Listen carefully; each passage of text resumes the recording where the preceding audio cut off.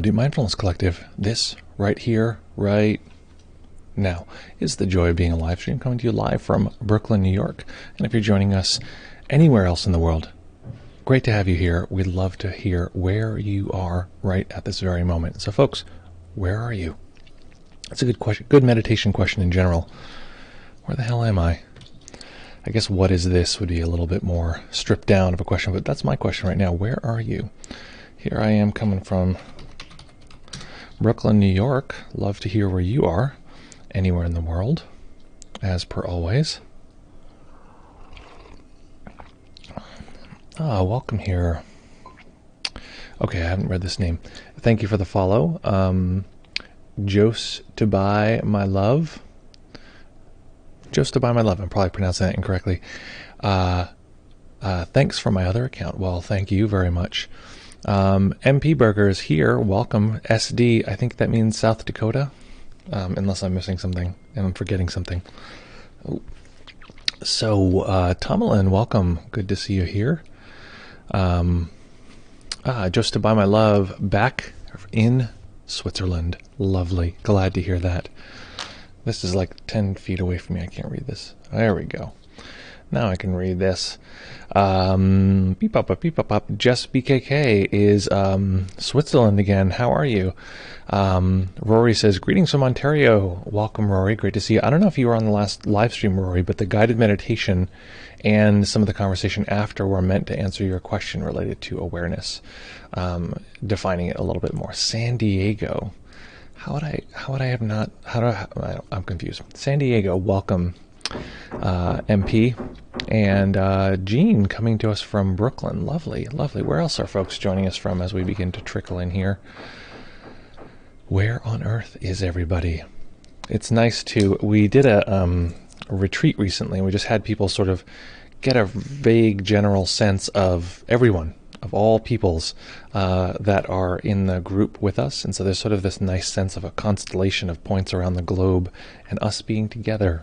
And I think togetherness is something that can be cultivated, and if it's cultivated in just the right way, it becomes a dangerous cult, which is not what we're trying for.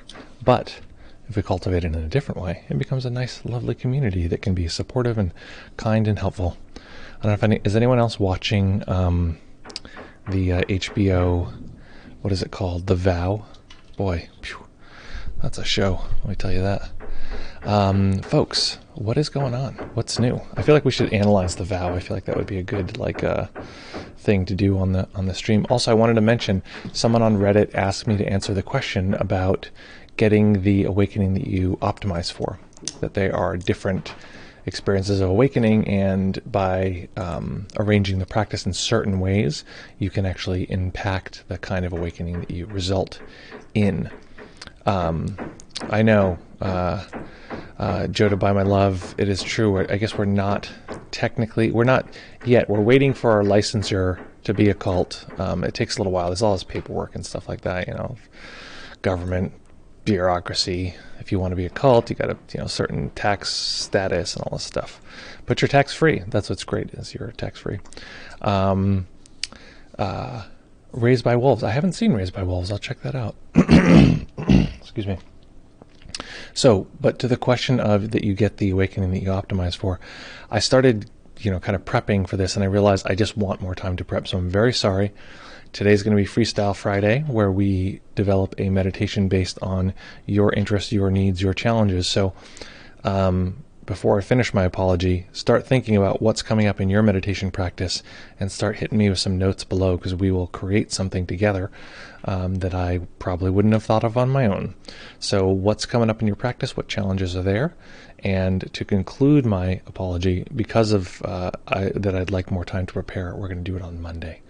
Or maybe I should say we'll do it as soon as possible. Monday would be ideal. Okay, let's take a peeky doodle here. I'm seeing something a little funny with the stream. Beep up, beep up. There is that. There's this. And everything is very tiny. Tinier than I'd like. Ahaha. There we go. Minor change, but a world of difference. Excellent. Okay, folks. So we're going to be meditating for about 25 minutes, and in that time, I'm going to encourage folks to practice in stillness. Again, give me those inputs, guys. What are you interested in? What's going on in practice? What kind of practice? What things are coming up for you? And especially if we get a couple people, especially if someone's new to meditation or anything, any questions you have about meditation, any of that, hit me now, and I'll shape the guided meditation around that. Otherwise, I'm just gonna say, I'm gonna sing Doe a Deer for 25 minutes straight, and you'll have to figure out how to make that into a meditation.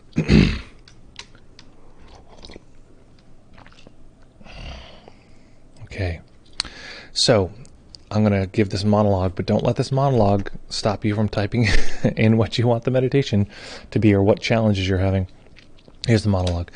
You want to hold the body still for the duration of the sit. It's likely that we're going to be practicing in stillness. The way you do that is by arranging the body well. If anyone here is new to meditation or new to the stream, let us know in the chat. We have ways of saying hello. And so we appreciate folks who are new here. First time on stream or first time meditating, especially. That's a really good one. It's always fun. So arranging the body well. So finding a place where you can sit or lay down. If you're not sleepy at all, you can lie down. But place to sit where you're often not leaning back. Often if you lean back, the back kind of does this lazy swoop like this, which is comfortable for about 4 minutes, and then it becomes very uncomfortable, especially if you're trying to stay still. So typically you sit at the edge of the cushion, allowing the hips to tip forward, allowing the lower back to naturally curve and balance, the upper back to balance and curve the opposite direction on top of that, and then the head to balance on that. Okay, so let me read some of these requests here. Zen Mind says, what about the dark night to spirituality, like ghost spirits? Let me read that again, see if I understand. What about the dark side to spirituality, like ghosts and spirits? Interesting. Okay. Okay. I'm trying to think of how we could do that into a meditation that would be also like I wouldn't need 5 meditations to kind of get into it, because in a way it's okay. I'll talk about it in a second. Let me read the other ones. Joda by My Love says, anxiety, general depression. Well, I'm sorry to hear that that's happening for you. It's understandable given how crazy everything is, so understand. Fragility as the ego loosens. Yes, okay. Hello from DC. How about awareness of awareness? Okay, awareness of awareness. The experience of the ego feeling fragile. So I'm going to go through these one by one and see if something clicks. Awareness of awareness, so being with and knowing the experience of awareness as it exists. Awareness of awareness, pretty straightforward. The fragility as the ego loosens. In my mind, what that talks about is the fragility is that part feels unsafe. So there's a way in which it feels unguarded or does not feel stable or cared for or protected. That's one of the sort of central things that we want to cultivate when we have that sense of feeling scared. Scared means doesn't feel protected enough, doesn't feel secure enough for its well-being. Anxiety, general depression, also I think might fall into that same category, because often anxiety is this something's wrong, and there isn't this sense of potential protection. And the other one is around the dark side, spirits and ghosts and spirits. Okay, so that's a bit of a stretch, because it feels theoretical to me. So what I want to do is talk more about deity and about a little in the kind of spirit sort of sense. So I'm relatively, high on the pragmatism scale. I try not to get woo-woo, that kind of thing. And what we're going to do today is going to be interacting with, I think we're going to do some part of what's called deity yoga to some degree. It'll be also, if folks are familiar with the language that I use, we're going to be working with some multiple self material, as well as some exploration of awareness. It's not going to be sort of very purified aware, like just awareness alone. It's going to be also a nurture positive practice. So there's going to be a combination here. But it will be an insight practice. So if none of those words make sense, you can either let me know or don't worry about it. It's not super important. So we're going to be doing a little bit of what's called deity yoga, which means that we're going to bring to mind a certain set of sort of traits that we're going to attribute to some kind of, you could say, archetypal deity. You don't have to believe in any kind of deity. You don't have to think that this is necessarily real, but you want to let the part of us, the part of you that feels... basically, there's always going to be some part that's like, this is bullshit. And there's going to be some part of you that's like, no, I can get down with this. We're just going to emphasize the I can get down with this part. And the part that says this is BS, we don't actually have to get rid of it. It's actually valuable information. We're not going to, I don't know that we're going to like focus on that in this particular meditation, but I'm not suggesting you get rid of the skeptical part of yourself. It may not be the core of what we're doing today. So folks, finding that nice comfortable position. And when you're ready, drinking some hot water from a beaker before you begin. That's very important for each meditation. Hot beaker water.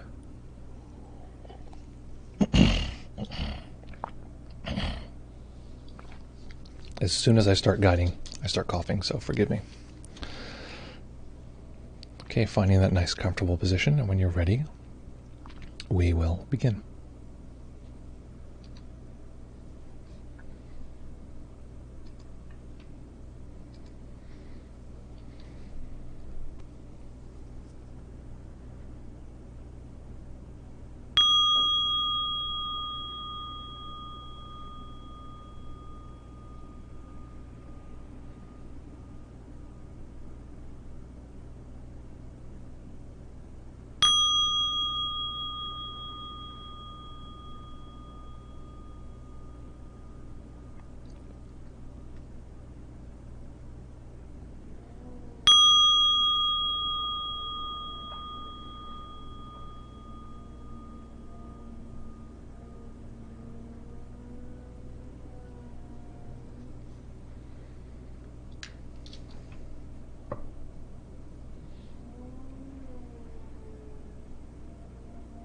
Beginning by taking a few comfortable deep breaths and just feeling the body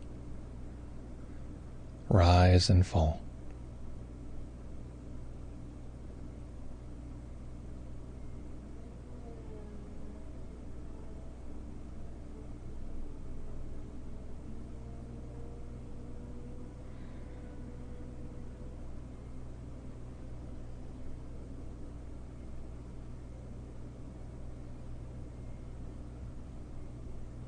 Each time we begin a meditation, we begin with the momentum of all of the previous moments. And so as we set the palette, as we begin the process, attending to the sensations of the body, in this case breathing,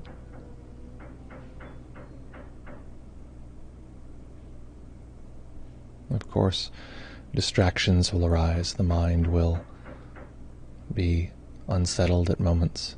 This is natural.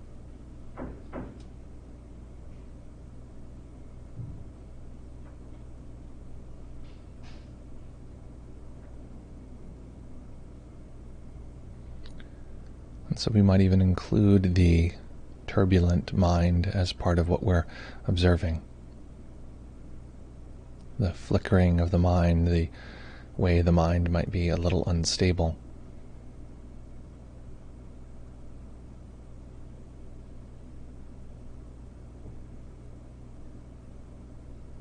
So we're observing one large category. This flickering experience, an unstable mind, along with the sensations of the body breathing, rising and falling.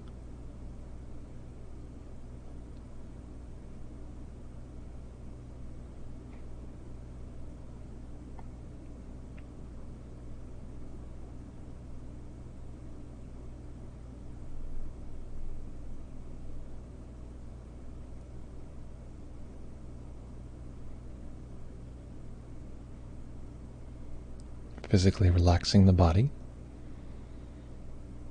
There are the large muscles, the gross relaxation, just letting go. We can feel the shoulders drop and the hips relax.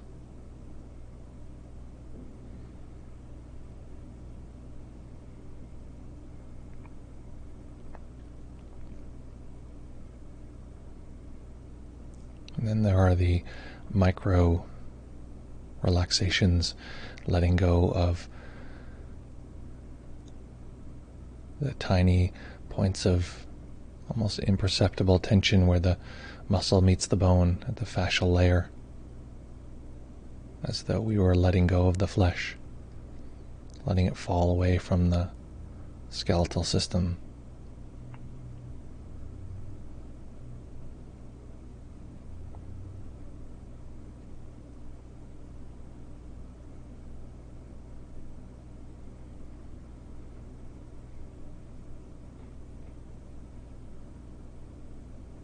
Letting go of any of the previous instruction and just bringing an awareness of all of our sensory experience as a whole. One large field. So everything that is experienceable in this moment as one large collection.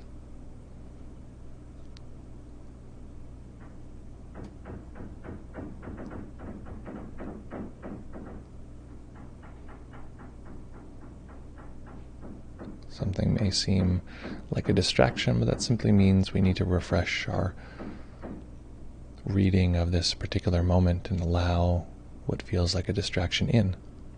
It's simply part of the same mix.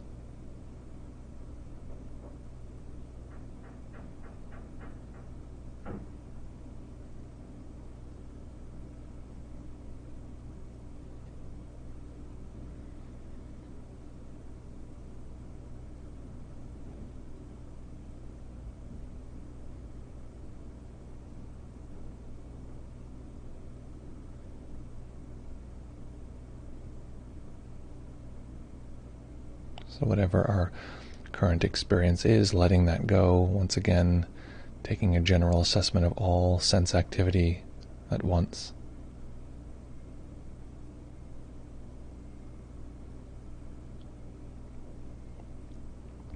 Letting that go and starting again.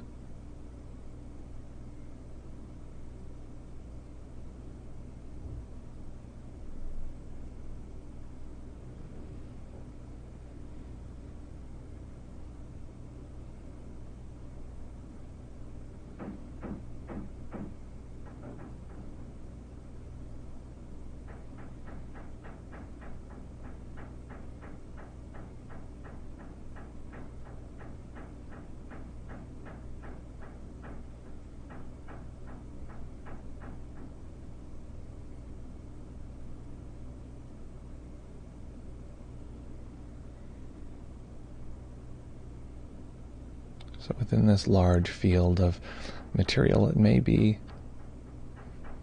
that a self, some set of sense data, it seems to call itself you, is arising.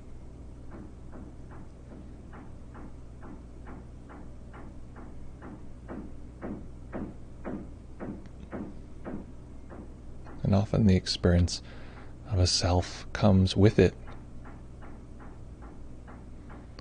some subtle quality of not feeling secure. The self is often deeply concerned with survival, with existing, as though it were continuously saying, "This is me, this is me." It does this by referring to the world as itself, referring to parts of the world as belonging to it or not belonging to it.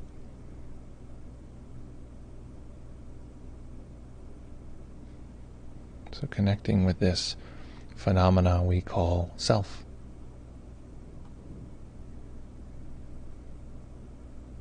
And recognizing it as just another constellation of sensing. Sensations in the body, perhaps some mental imagery.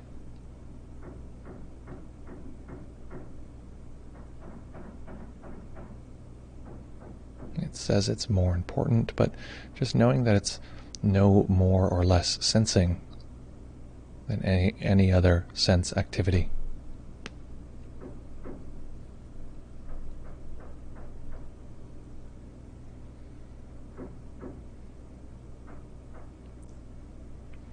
And detecting these sensations among all the sensations, everything we can detect at this particular moment.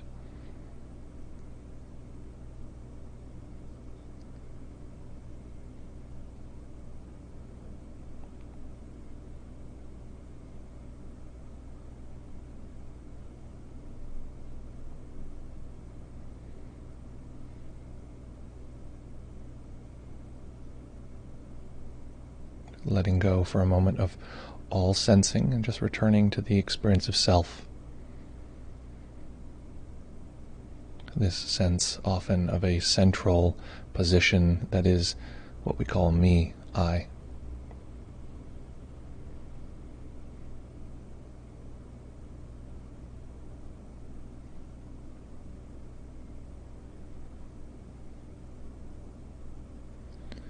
That experience that says that is the center of the world.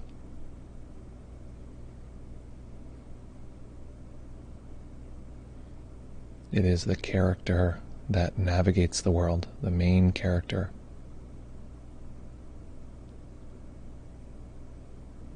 Again, noticing this sense of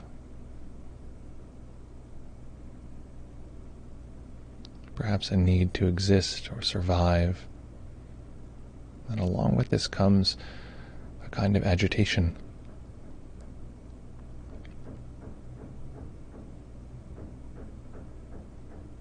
The self is often looking for a solution.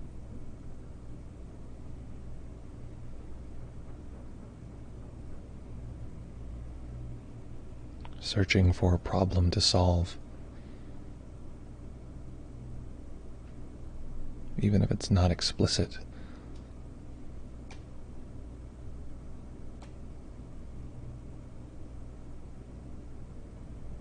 Scanning our world for where it belongs. Is it important at this moment? Is there a hierarchy it needs to place itself within?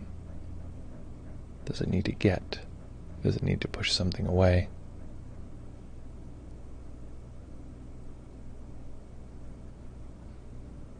And often we simply refer to this as anxiety. The sense that something is wrong.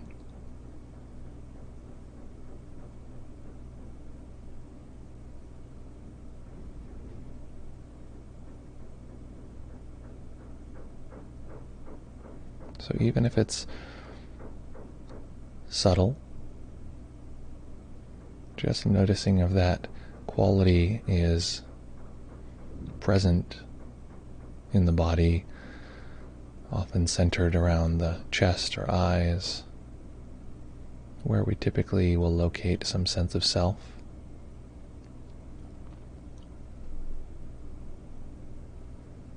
And if at any point this feels overwhelming, it's very important to listen to that and pause or change the practice.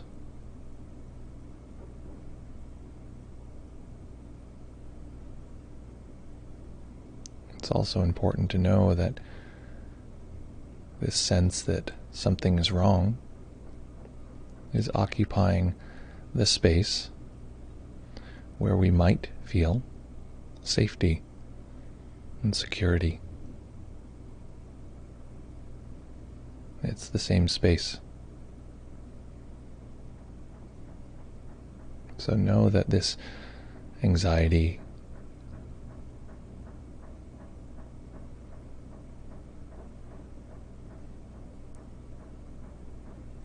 saying something might be or is wrong is pointing to the potential, the possibility of safety.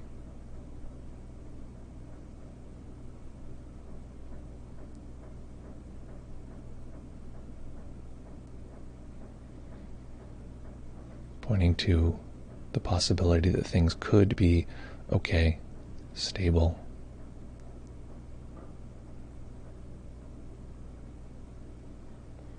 And connecting with that possibility for stability, the possibility for a sense of feeling deeply protected.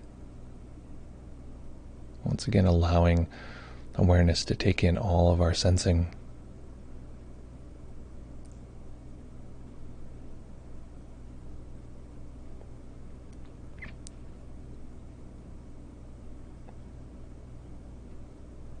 The sense of unsafety may come to the foreground, and that's okay. Simply reintroducing that area of our attention to the awareness of all sensing.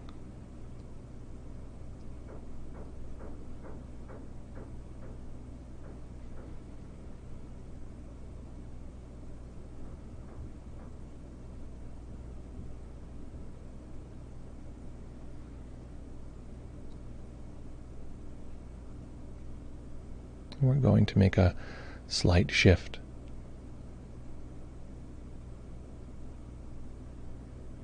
We're going to imagine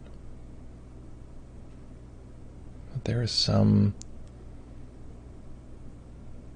deeply strong, protective, powerful being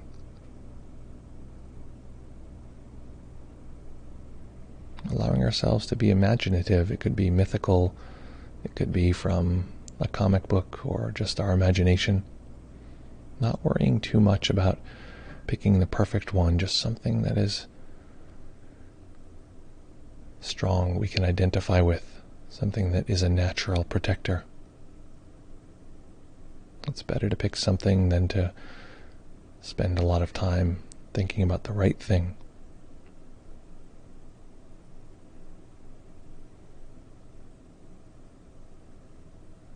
And where is this strong experience located? It is located around our body. We have a spatial sense of the body stretching out below, around us, left, right, front, back, above. And as though we were wearing this image of this being as a kind of protective armor, letting that being encompass, surround us.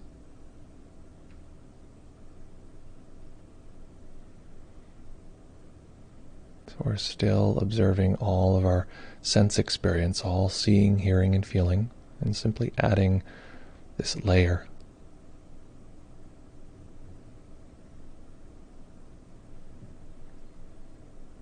Like a second skin.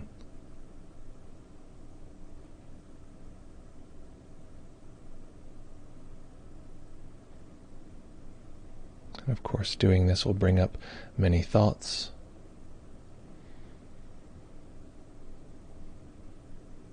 many attributes, but we're going to simply let those go and attend to the protecting, the stable,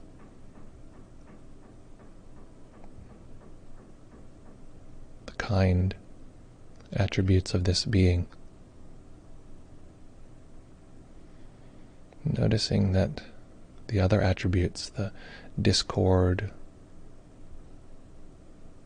or turbulence that can arise, this is probably simply the anxiety trying to wear these attributes as its own second skin.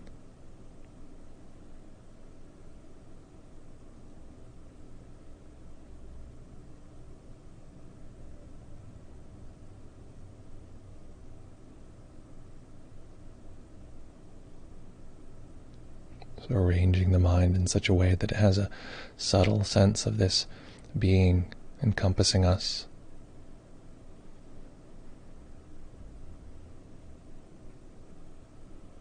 So closely that it's maybe even mixing a little bit with our experience of self.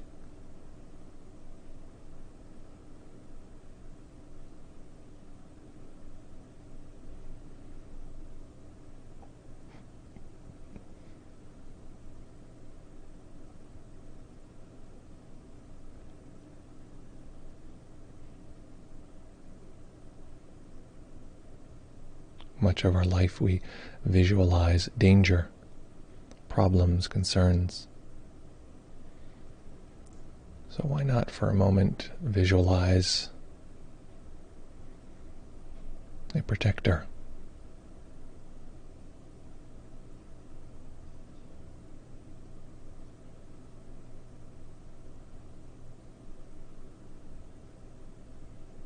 Noticing the part of us that feels nervous about this process or feels resistance, and not denying that, just letting it have contact with this experience of protection.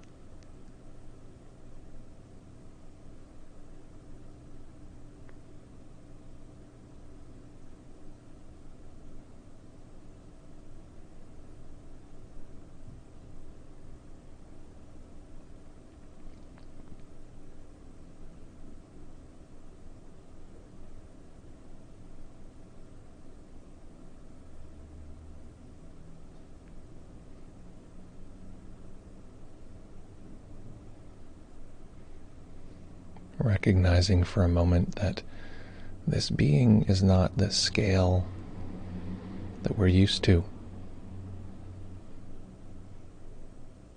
This being's scale is giant, enormous.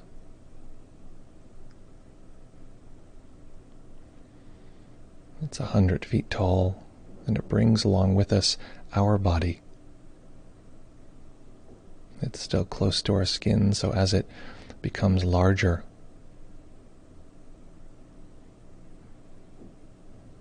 this mythical scale, our body, our self gets to come along with it.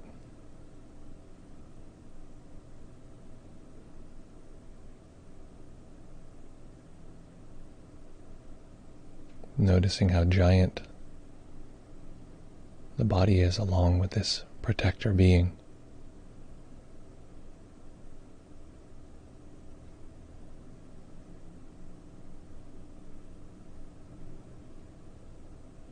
Noticing the compassion and care this being has just for us.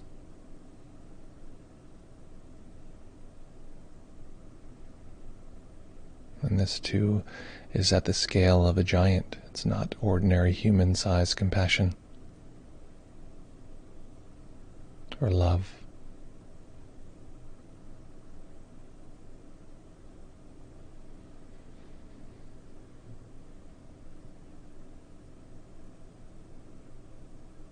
So breathing into a body that's in contact with, supported by, protected by this mythical scale of care and protection.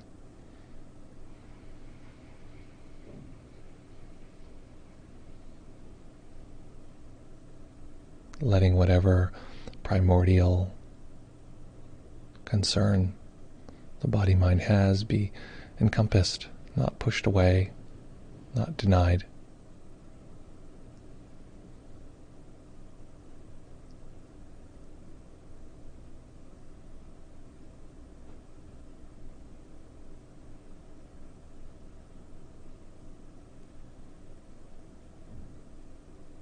Simply supported,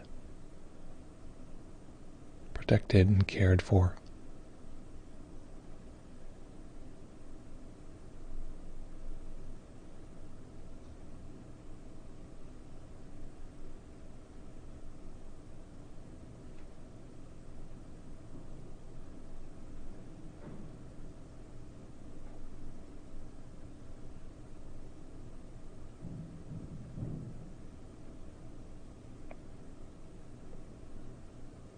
Allowing all of this to happen within the experience of all of our sensing.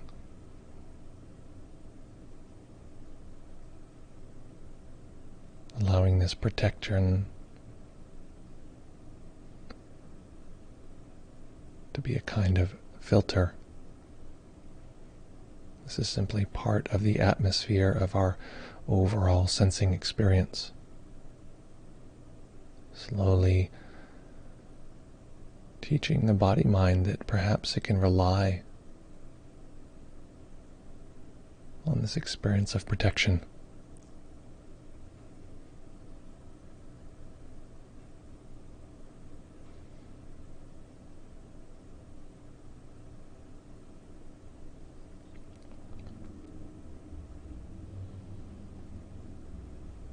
And letting this being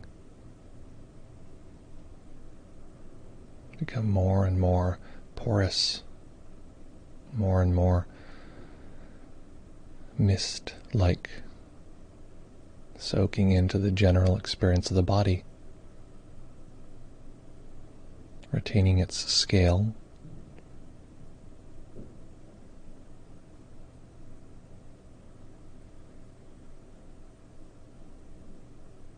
eventually to the point where it's difficult if we can even tell if there's any difference between these sensations and our ordinary body sensations.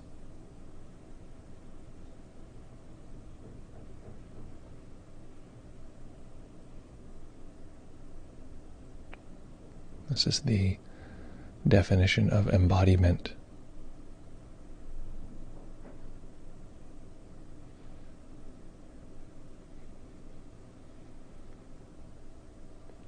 And so before we end the practice,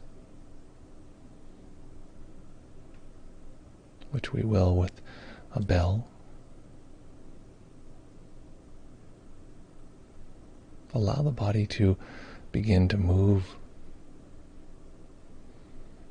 to feel this quality within the body, throughout the body.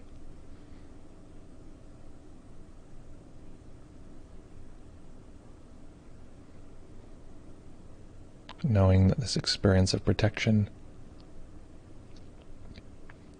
this is the same space that our worries fill. This is the safety that our anxiety points towards.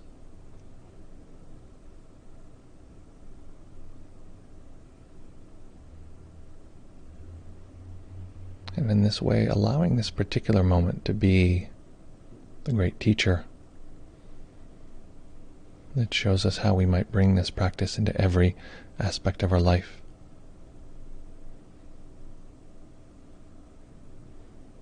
Allowing a tiny bit of light to enter the eyes, eventually allowing the eyes to rest on a single point as they fully open.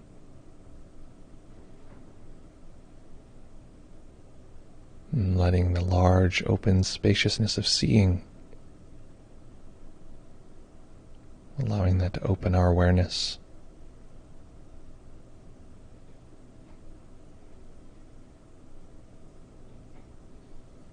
Still connecting with this quality all throughout our sensory experience.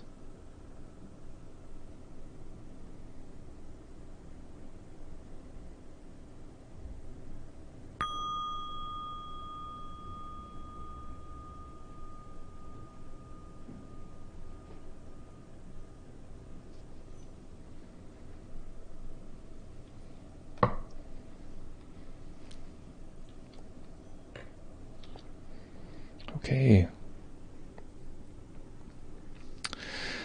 So, what on earth was that like? So making any adjustments you need to allow the body to be comfortable.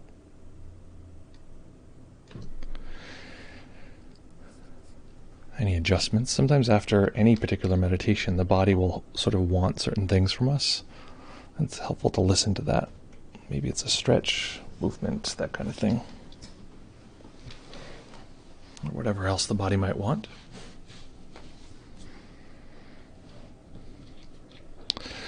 So there are a few ways to get into meditation. One is to do it, and the other one is to investigate what we've done, what the experience was like. Joe to buy my love. Is that Joe? No. Jose. Justify my love. Is that's supposed to sound like justify my love? That's good. Okay.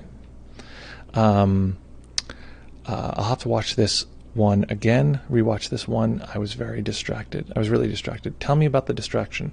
Tell me about what was coming up, what kind of distraction, whatever detail you can get into. That's helpful to know. This is not a particularly, simple practice. This was not, notice the breath at the tip of the nose, and I'll see you when the bell rings. There are a lot of moving parts here, and I also want to express, whenever you guide a meditation, you have to take a few risks, and you have to make some assumptions about what people are experiencing, because people could be experiencing something completely different. First of all, your feedback is very helpful for me to help me see, okay, everybody experienced this other thing when I was going in this direction, and I didn't want to introduce this idea of and it would have taken some time to talk about, okay, you might not be having this experience at all, and you could be having this variety of experiences, and that's perfectly fine. There's nothing wrong. So there's a good solid chance that some people did not have the experience I was describing, and that's important for you to say, and also for me to hear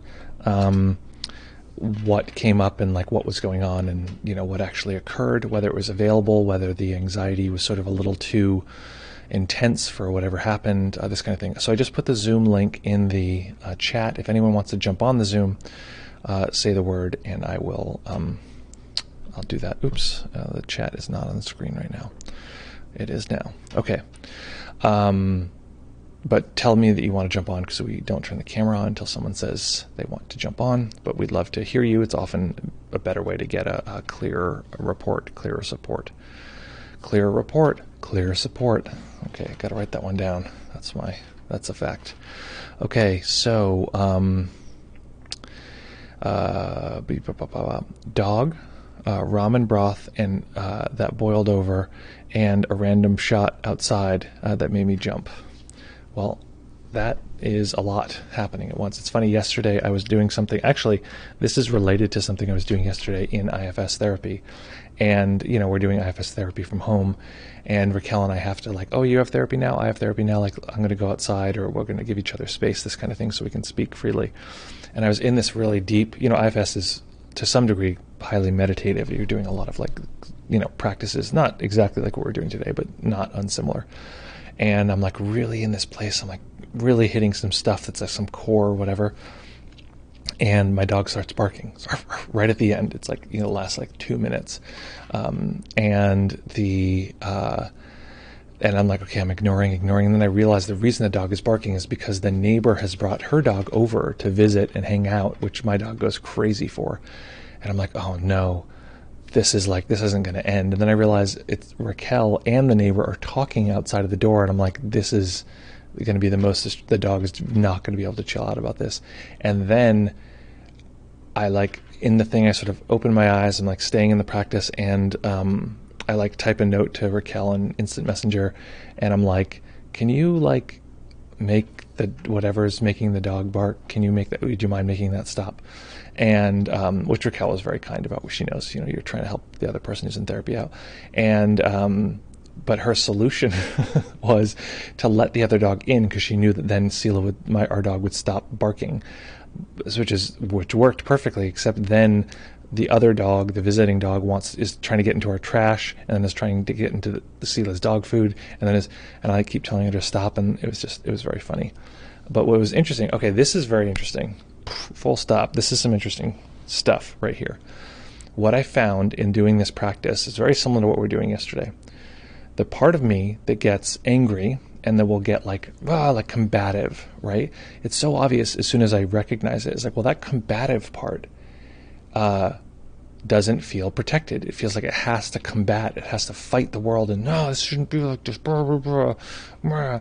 It's like a little kid that feels like it has to fight the world, in part because it doesn't feel protected. And so I realized there was this missing quality of a protector. And so when people brought up, I'm thinking about general anxiety and the experience of the self feeling unsecure as sort of freedom opens up. For me, that's what that tends to be.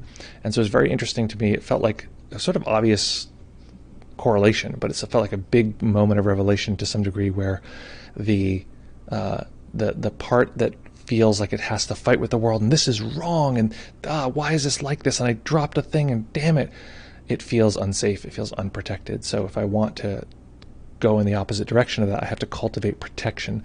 And we were talking about this recently. I'm not a big chakra person. I always found it sounded a little silly. I'm trying to be as open-minded as possible.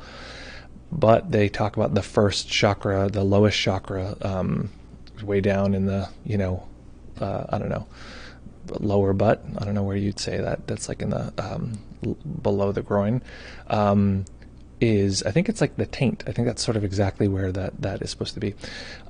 Is about survival and protection, and its counter emotion is fear. And I thought that was very interesting, and I've been sort of exploring that, not necessarily like going full bore into the chakra stuff, but just as a thing, I was like hanging out with this sense of like protection and noticing, and I like the formulation that protection, a sense of protection and a sense of anxiety or fear or like existential, like something's wrong, are in the same location. It's not like they're two different things fighting. It's actually like the space of safety is just filled with anxiety. And so the anxiety itself is pointing to where I might feel safe. So that was very helpful for me. I found that very powerful. Okay, going back here, lots of comments. Happy to see people reporting here. So it's an outside thing. Yeah, that makes perfect sense. So hopefully, Jose, it's helpful. I want someone to do a supercut of all the places I say just to embarrass me out of doing it.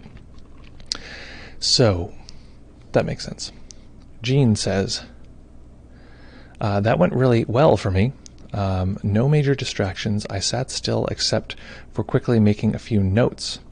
The self searches for a problem to solve, finding something wrong points to the potential for safety. Also, why not visualize a protector? So I'm thinking that's one of your notes. It's not a question. Yeah, so that was, I'm assuming those are report pieces, and that's there's often this, I have a resistance, like visualizing some like deity that's protecting me, this kind of thing, because it seems silly.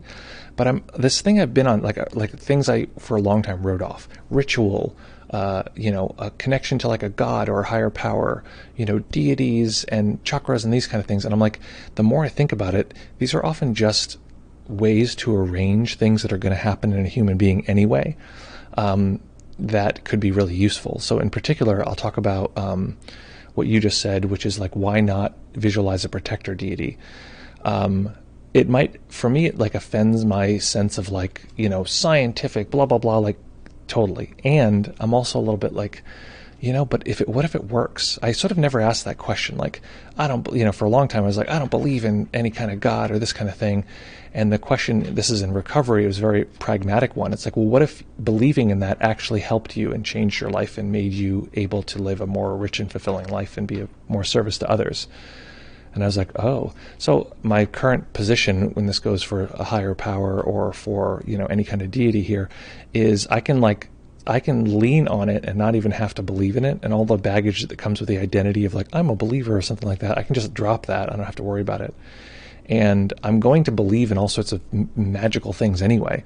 Why not ones like magical, meaning like concerns and fears, and what if this happens, and what if that happens, and what if it's like none of it's happening. Those are all myths. Those aren't, they could happen, but they are not 99% of the time.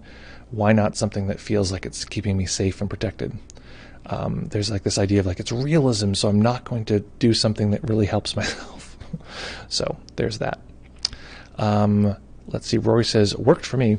I had held the image of a huge dragon with its wings around me, protecting me. That's so cool. That's so awesome. Just so you know, my image was some sort of mix of like, I often will go to comic book characters. I like the Hulk. Although the Hulk is pretty, like dumb in a way, I feel like there's this like intense sense of like protection that comes along with it, and there is a sort of ethics to the Hulk. There is like sort of like, Hulk protect. Like there is something like there is a goodness to the Hulk. So it's not just like he's not just like Thanos or something, which is like crushing everything and like or half of everything, whatever. So I like that as a protector. Although if you want to go with Thanos, hey, listen, if it works for you, roll with it. Gene says, mine sort of changed shapes, but I saw a dragon too. Yeah, mine was definitely not like very stable. It's also at some point we sort of let go of the image, and it's just a general sense of that protection quality. So yeah. Nate is here with us. Welcome, Nate.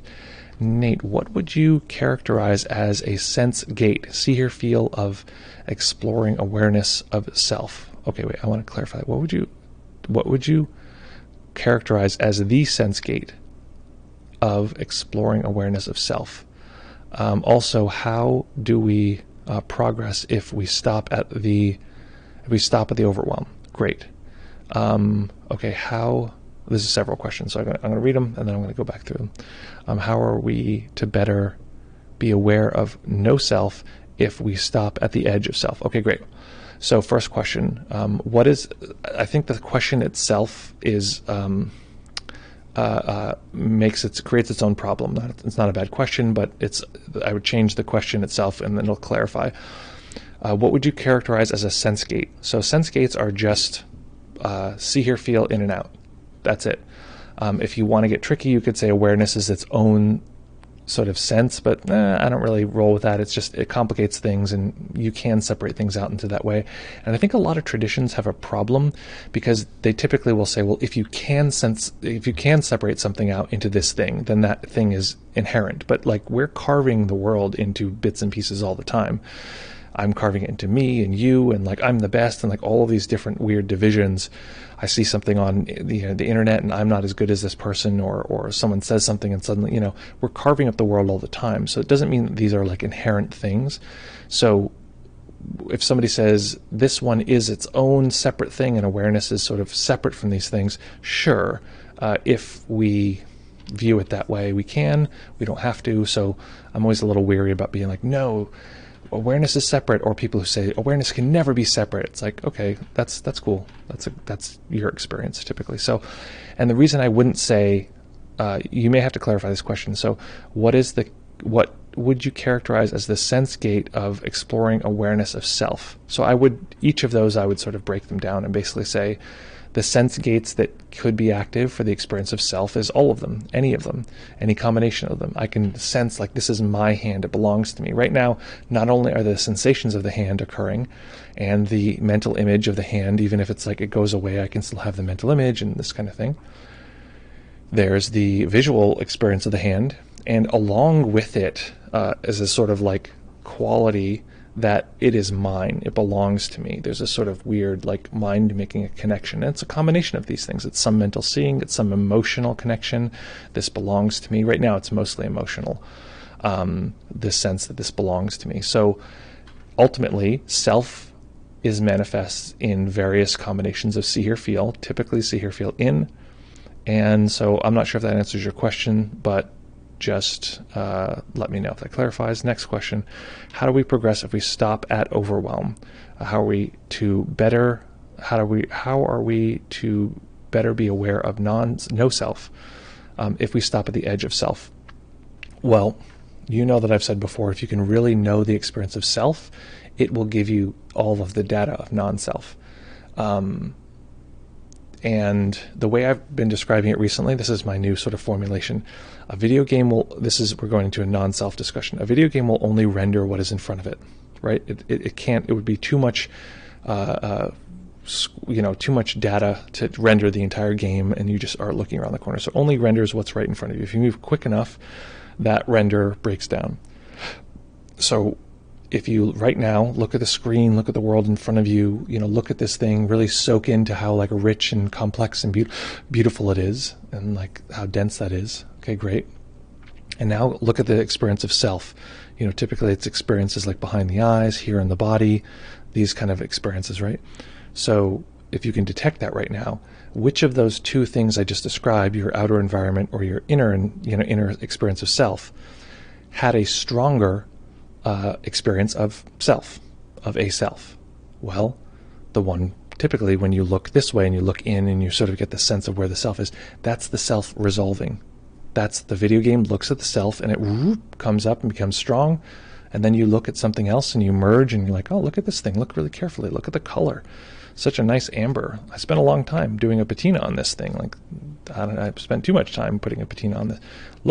Really carefully look at this thing. As you do that, the experience of self dies down. So now you actually have experience of self and less self. And if you can even explore that tiny little spectrum, it doesn't have to be no self. Everything is there. Everything about self and non-self is there. So hopefully that makes sense. The other thing, as far as stopping when the overwhelm arises, is that the system needs to know that it's safe to stop when it says it needs to stop. Overwhelm is the system screaming, I don't feel safe. Well, why is it screaming? Why does anyone scream? Well, they don't feel they can be heard. Think of any situation in which someone's screaming. If they felt they could be heard by saying, like, I'm thinking about, there used to be this weird couple that would like argue in the courtyard at a place that I used to work. Get out there, oh, you son of a mother. They'd always go out there and have this exhibitionist like screaming match. If they felt like they could get the attention that they wanted just by like talking, and they'd say, hey, listen, this thing you did really upset me. Also, everyone who's in all these windows, I'd like you to pay attention to me. That would really mean a lot to me. And everyone did. They wouldn't probably get to the place where they're screaming. So the system screams because we weren't listening. So part of what we're doing by stopping when overwhelm is beginning to kick in is we start to tell the system, hey, I'll listen to you.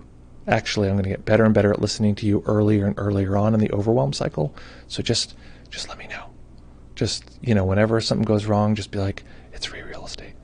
And be like, okay, that's my signal. Anytime I hear that, it's a code that I need to just bring it down. And with that sense of safety, the system can now explore.